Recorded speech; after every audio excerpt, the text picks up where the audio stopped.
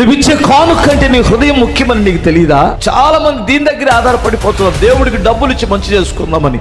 ఎప్పటికీ కుదరదు. నీ హృదయంలో అసూయ ఉన్నప్పుడు, నీ హృదయంలో కపటం ఉన్నప్పుడు, నీ హృదయంలో అహంకారమైన మనసు ఉన్నప్పుడు నీవు నాకు అంగీకారం అవ్వో. అదే కదా కయ్యంతో చెప్పాడు.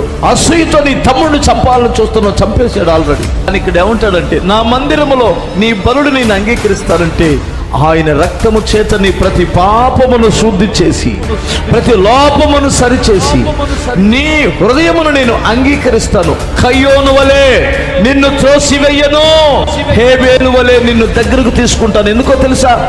హేబేలు రక్తము కంటే నీ కొరకు చిందించిన యేసు రక్తము గొప్పది, గొప్పది, పవిత్రమైనది. ఆయన నిన్ను విడిచిపెట్టేవాడు కాదు.